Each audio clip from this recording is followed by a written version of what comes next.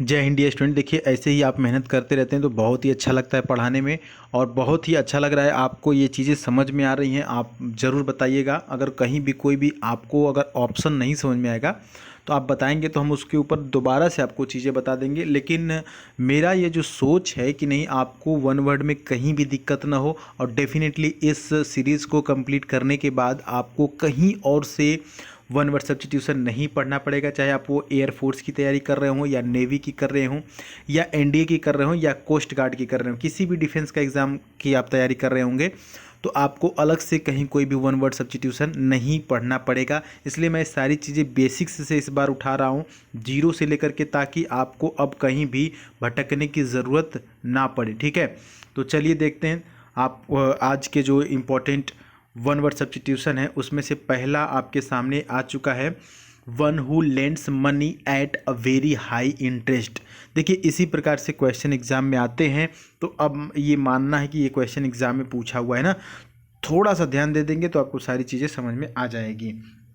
अब देखिए, यहाँ पर कह रहा है ना कि ऐसा बंदा या ऐसा व्यक्ति जो क्या करता है, मनी यानी पैसा उधार देता है ज़्यादा इंटरेस्ट पर, मतलब ज़्यादा अधिक ब्याज पर पैसा उधार देता है। ठीक है, तो उसको क्या कहते हैं? तो यहाँ पर ऑप्शन नंबर बी सही हो जाएगा। ठीक है, यूजरर बोलते हैं उसको, इसका मतलब होता है सूदखोर। ठीक है, तो ऑप्शन नंबर बी सही हो जाएगा। ऑप्शन ए देखिएगा, बैंकर। बैंकर का मतलब होता है जो क्या करता है, जो बैंक चलाता है, हु मैनेजेस बैंक। ठीक है, इम्पोस्टर का मतलब क्या होता है सर? इसका मतलब होता है ढोंगी। इम्पोस्टर मतलब ढोंगी। फार्मर का मतलब होता है, नहीं ना, किसान नहीं, किसान वाला नहीं, स्पेलिंग देखिएगा। फार्मर का मतलब होता है भूतपूर्व, है ना, पूर्व। चलिए, अगला जो आपके सामने यहाँ पर है, अ पर्सन, यहाँ पर देख सकते हैं, a person difficult to please, a person difficult to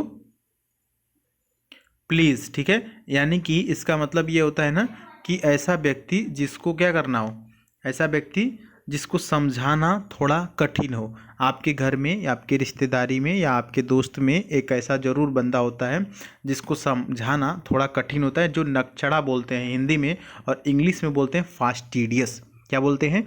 fastidious. आज के बाद भूलिएगा मत, ध्यान देंगे। इसको याद करने का बेहतरीन तरीका ये है कि जो भी व्यक्ति, जो भी आपका भाई हो सकता है, आपकी मम्मी भी हो सकती हैं, कई बार आपके रिलेशन में भी या आपके दोस्त मित्र में कोई इस प्रकार का है जो छोटी छोटी बातों को लेकर के नाराज़ हो जाता है, जिसको नकचढ़ा बोलते हैं, तो उसको उसका नाम ही आप रख दीजिए फास्टिडियस, आपको भूलेगा नहीं। ठीक है, बाकी का ऑप्शन अगर आप देखेंगे तो यहाँ पर कैलस लिखा हुआ है, जिसका मतलब होता है कठोर, क्रूर या निर्दयी कह सकते हैं।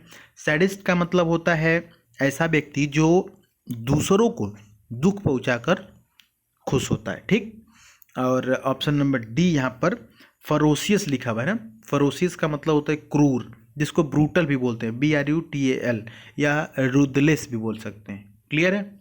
चलिए आगे देखते हैं। ये जो अगला आपके सामने है ना, ये कई बार एग्जाम्स में आया हुआ है। लिखा है कि अ डेकोरेटिव हैंड राइटिंग, यानी कि एक ऐसी हैंड राइटिंग, मतलब ऐसी लिखावट जो डेकोरेटिव हो, मतलब सजावटी हो। ठीक है, तो यहाँ पर ऑप्शन नंबर ए होगा, यानी कि कैलीग्राफी। कैलीग्राफी का मतलब होता है सुलेख। क्या होता है?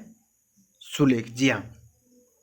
अब देखिए, ग्राफी शब्द कहीं पे भी आ जाए तो उसका मतलब क्या होता है? लिखने से होता है। ठीक है, और कैली मतलब सुंदर, कैलीग्राफी सुलेख। बाकी के देखिएगा, मैन्यूस्क्रिप्ट। मैन्यूस्क्रिप्ट का मतलब आपको पता है, मैन्यूस्क्रिप्ट मतलब हस्तलिपि, या जो हाथ से लिखा गया है। ठीक है, मेन्यू होता है ना, वही मेन्यू स्क्रिप्ट मतलब हाथ से लिखा हुआ, हस्तलिपि कह सकते हैं। इंस्क्रिप्शन का मतलब क्या होता है डियर? देखिए, इंस्क्रिप्शन का मतलब होता है शिलालेख।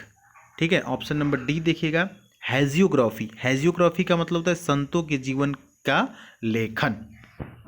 नेक्स्ट आपके सामने जो क्वेश्चन है यहाँ पर देखिएगा, that which can not be defeated, यानी कि ऐसी चीज़, ऐसा व्यक्ति कह सकते हैं जिसको क्या किया जा सके, डिफीट नहीं किया जा सके, मतलब जिसे हराया ना जा सके। हिंदी में तो अजेय बोलते हैं, लेकिन इंग्लिश में बोलते हैं इनविंसिबल। याद रहेगा।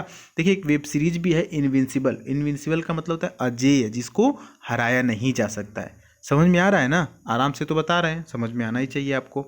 अच्छा, बी वाला देख लीजिएगा, इनवल्नरेबल। इनवल्नरेबल का मतलब होता है अभेद, मतलब जिसको भेदा ना जा सके, या अखंडनीय कह सकते हैं। ऑप्शन नंबर सी समझिएगा, इनफॉलिबल। इनफॉलिबल का मतलब होता है अचूक, है ना। ऑप्शन डी देखिएगा यहाँ पर है, इनडाइटेबल, इनडाइटेबल का मतलब होता है वह व्यक्ति जो किसी अपराध के लिए क्या हो, उत्तरदायी हो। ठीक, तो ऑप्शन यहाँ पर ए सही है। लास्ट यहाँ पर समझ लीजिएगा 5 जो है कि 5वां नंबर का यहाँ पर study of the nature of God, यानी कि नेचर मतलब प्रकृति और स्टडी मतलब अध्ययन और गॉड मतलब भगवान, यानी कि भगवान या ईश्वर या अल्लाह जो भी आप कहते हो उनके नेचर का जो है कि अध्ययन करना, यानी कि ईश्वर के नेचर का अध्ययन करना, भगवान की प्रकृति का अध्ययन करना क्या बोलते हैं। देखिए आसान सा ट्रिक है,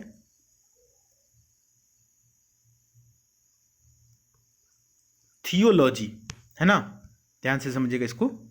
देखिए कहीं भी किसी भी शब्द में अगर थियो आ जाए तो आपको ये समझना है कि गॉड से बात हो रही है, मतलब गॉड मतलब भगवान।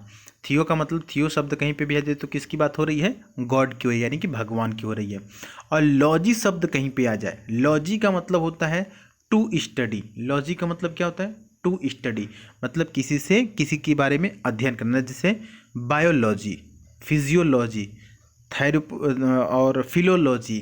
तो मतलब लॉजी का मतलब क्या होता है, स्टडी करना, अध्ययन करना। याद रहेगा ना, किसी भी शब्द के लास्ट में अगर लॉजी सफिक्स किया गया है इसका मतलब होता है अध्ययन।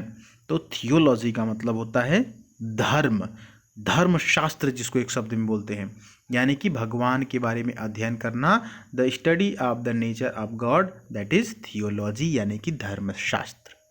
बात समझ में आ गई। बाकी के ऑप्शन समझ लीजिएगा। फिलोलॉजी, फिलोलॉजी का मतलब होता है भाषा शास्त्र, फिलोलॉजी मतलब भाषा शास्त्र।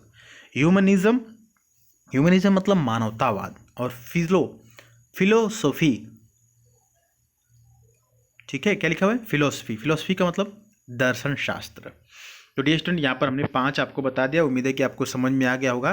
तो आपने देखा होगा कि पहली वीडियो में हमने 20 ऑप्शंस भी समझाए, आप मतलब कि 4 ऑप्शन अगर लेते हैं तो 20 होते हैं, और दूसरी में भी 20 और तीसरी में भी 20, यानी 20-20 करके अभी आपके पास 60 ऐसे वर्ड हो चुके होंगे। अगर आप नोट्स बना रहे होंगे तो आपके पास 60 ऐसे वर्ड हो चुके होंगे जो कि अगर आपको स्पेलिंग इसमें 1 वर्ड में पूछ दिया जाए तो आप उसको डेफिनेटली सही कर पाएंगे, है ना।